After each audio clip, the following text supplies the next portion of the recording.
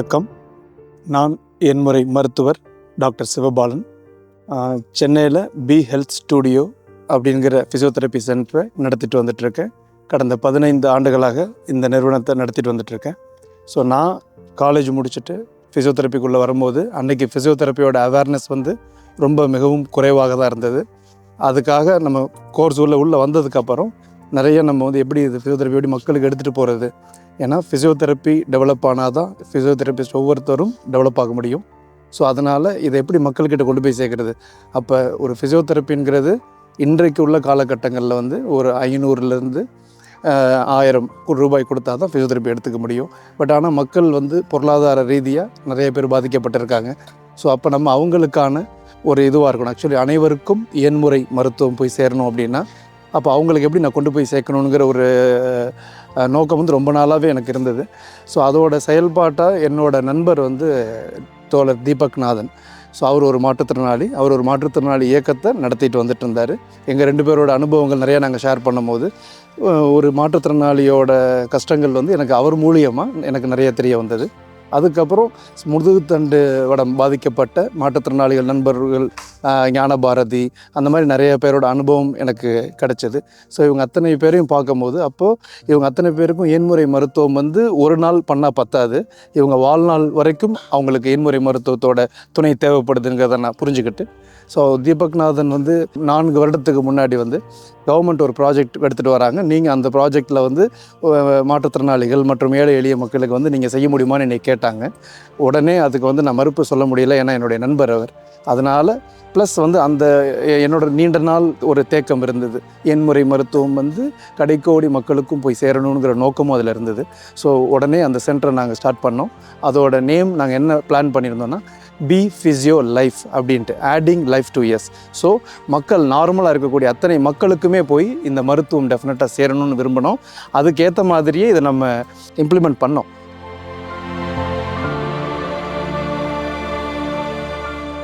அந்த காலகட்டங்களில் பொருளாதாரமும் எனக்கு கொஞ்சம் குறைவாக இருந்த ஒரு காலகட்டம். ஸோ அதில் நான் ஒரு ஃப்ரீயாக பண்ணும்போது எல்லாருமே எங்கள் வீட்டு சைட்லேயுமே எல்லாருமே சொல்லும் போது, எப்படி நீங்கள் இதை பண்ண போகிறீங்க, என்ன நீ அவசரப்பட்டு ஏன் பண்ணுற, இது லாங் டைம் உன்னால் கொண்டு போக முடியுமா அப்படிலாம் எனக்கு நிறைய கேள்விகள் என்னுடைய நண்பர்கள், என்னை நெருங்கிய வட்டாரங்களே அதை எனக்கு சொன்னாங்க. அப்படி இருந்தும் கூட நான் அதை பொருட்படுத்தலை. ஏன்னா ஒரு நல்ல விஷயம் ஒரு நல்ல நேரத்தில் நடக்கணுங்கும் போது அதுக்கு நம்ம ஒரு தடைகளாக இருந்துடக்கூடாதுங்கிறது என்னோடய ஆள் மனதில் அது இருந்தது. அதை உடனே என்ன சுச்சுவேஷன் வந்தாலும் அதை நம்ம ஃபேஸ் பண்ணுவோங்கிற ஒரு இதில் தான் அதை ஸ்டார்ட் பண்ணோம். ஆனால் இது ஸ்டார்ட் பண்ணி ஒரு 3 ஆண்டு காலம், அதாவது ஒரு மருத்துவம் நம்ம செய்கிறோம் அப்படின்னா மக்கள் அதில் குணமடையணும் அப்படிங்கிறது அந்த மருத்துவர் நினைக்கணும். அப்போ தான் அந்த மருத்துவம் போய் அந்த மக்களை போய் சேரும். ஸோ அதே நோக்கம்தான் இந்த ஏழை எளிய மக்களுக்கும். ஸோ இங்கே எப்படி ஒரு ட்ரீட்மெண்ட் நம்ம ஒரு 1000 ரூபாய் நீங்கள் கொடுத்தாலும் எப்படி ஒரு ட்ரீட்மெண்ட் இருக்கோ, நீங்கள் பணமே கொடுக்கலனாலும் அதே குவாலிட்டி ஆஃப் ட்ரீட்மெண்ட் அந்த மக்களுக்கு கொடுக்கணுங்கிறது தான் எங்களோட நோக்கம்.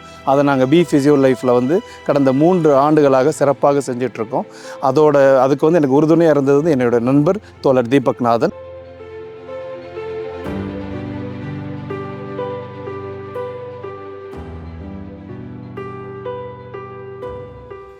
என் ஊர் வேப்பங்குளம், பட்டுக்கோட்டை தாலுக்காவில் இருக்குது. வேப்பங்குளம்னு ஒரு வில்லேஜ். ஸோ அந்த ஊரில் இயற்கை வேளாண்மை நான் பண்ணிகிட்ருக்கேன். இயற்கை விவசாயமும் நான் பண்ணிகிட்ருக்கேன். அப்படி நான் எண்முறை மருத்துவம் பண்ணிகிட்ருக்கேன், ப்ளஸ் இயற்கை வேளாண்மை நான் பண்ணிகிட்ருக்கேன். இது இல்லாமல் இப்போ சென்னை பெரும்பாக்கத்தில் கோயில்கள் இதெல்லாம் நிர்வகிச்சுட்டும் வந்துட்டுருக்கோம்.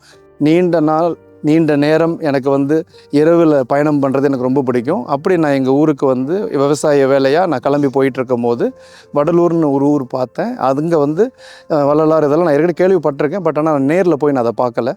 ஸோ அந்த ஒரு நைட்டு ஒரு 10:30 மணி, சரி ரைட்டு போகலாம் அப்படின்னு சொல்லிட்டு டக்குன்னு வடலூர் போர்டை பார்த்தோன்னே உள்ளே வந்துட்டேன். அது எப்படி வந்தேன்னு எனக்கு கனெக்ட் தெரியலை. உள்ளே வந்துட்டேன். கோயில் நடை சாத்திருந்தது. அங்கே ஒரு பெரியவர் நின்றுட்டு இருந்தவர் எங்களை கூப்பிட்டு என்னை கேட்குறாரு, நீங்கள் யார், எங்கேருந்து வந்திருக்கீங்க, ஏன் இங்கே நின்றுட்டுருக்கீங்கன்னு கேட்கும்போது நான் சொன்னேன், இந்த மாதிரி சென்னையில் இருக்கேன், ஊருக்கு போகிற வழியில் இதை பார்த்தோன்னே உள்ளே வரணும்னு எனக்கு தோணுச்சு, அதனால் வந்துட்டுருக்கேன்னு. நீங்கள் சாப்பிட்டீங்களா அப்படின்னு எனக்கு கேட்குறாரு அந்த 10:30 மணி வேலையில் இரவு. ஸோ உடனே நான் இல்லை சாப்பிட்ல, அடுத்ததில் சாப்பிட்லான்னு இருக்கோம். இல்லை பரவாயில்ல, இங்கே வள்ளலார்னு ஒருத்தங்க இருந்து ஆரம்பித்த அவங்களோட தர்மசாலான்னு ஒரு இடம் இருக்குது, அங்கே உணவு 24 மணி நேரம் வழங்குறாங்க, நீங்கள் வந்து சாப்பிட்டுட்டு போகணும் அப்படின்னாங்க. நானும் அங்கே இரவு நேரத்தில் போய் உணவை சாப்பிட்டுட்டு வரும்போது அவங்க என்னை கேட்டாங்க, நீங்கள் என்ன தொழில் பண்ணிகிட்டு இருக்கீங்கன்னு. நான் ஒரு எண்முறை மருத்துவர்னு அவர்கிட்ட சொன்னேன். அப்போ அவங்க சொன்னாங்க, இங்கே வந்து ஒரு முதியோர் இல்லம் நடைபெற்றுருக்கு, இந்த முதியோர்களுக்கு ஜஸ்ட்டு நீங்கள் 2 வார்த்தை மட்டும் பேசிட்டு போங்க டாக்டர் அப்படின்னு அவங்க சொல்லியிருந்தாங்க. அந்த இரவு வேளையில் அவங்க கூட வந்து இங்கே பார்த்தேன். இங்கே வந்து பார்க்கும்போது என்ன சொல்கிறதுன்னு தெரியலை, நம்மளை அந்த அளவுக்கு ஒரு மனம் வந்து பாதிக்கப்பட்ட அளவுக்கு நான் இங்கேருந்து வெளியில் போனேன்.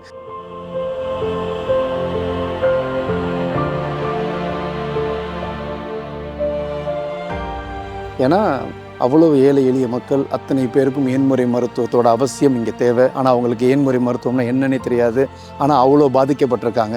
அவங்களுக்கு வாதம் வந்திருக்கா, இல்லை பக்கவாதம் இருக்கா, அவங்களுக்கு என்ன பிரச்சனை இருக்குன்னு அவங்களுக்கே தெரியாத ஒரு அறியாத மக்கள். அவங்களுக்கு இந்த ஏன்முறை மருத்துவத்தை டெஃபினட்டாக முன்னெடுத்து கொண்டு போகணுங்கிற ஒரு நல்ல நோக்கத்தில் இங்கே நான் அவங்ககிட்ட பேசிவிட்டு அந்த இரவு வந்து எனக்கு வந்து ஒரு கனத்த இதயத்தோடு தான் இங்கேருந்து நான் விடைபெற்றேன்.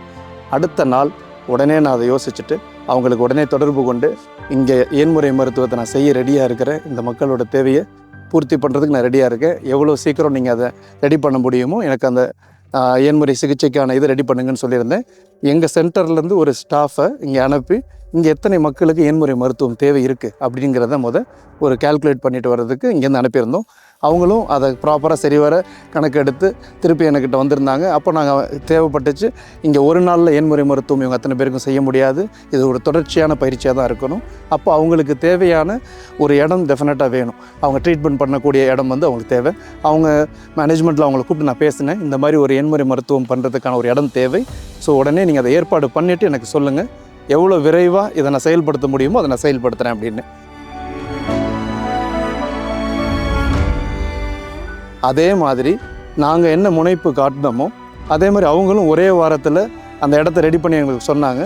உடனே அதுக்கான எக்யூப்மெண்ட் இது பண்ணோம்.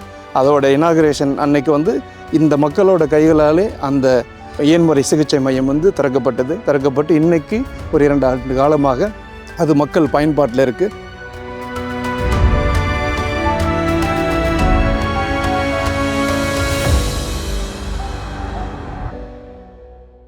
இன்றைக்கி நிறைய மாற்றுத்திறனாளிகளாக இருக்கட்டும், ஏழை எளியவர்களாக இருக்கட்டும், இங்கே சுற்றி உள்ள கிராம மக்களாக இருக்கட்டும், அதை தாண்டி உள்ளே இருக்க முதியோர்களாக இருக்கட்டும், அத்தனை பேரும் இந்த ஏன்முறை மருத்துவத்தை பெனிஃபிட் ஆகியிருக்காங்க. இதெல்லாம் தூரத்தில் நின்று கேட்டு ரசிக்கும் போது எனது மனம் வந்து நான் என்றைக்கு கனத்த இதயத்தோடு நான் வெளியில் போனேனோ இன்றைக்கி என் மனம் வந்து நிறைவாக இருக்குது.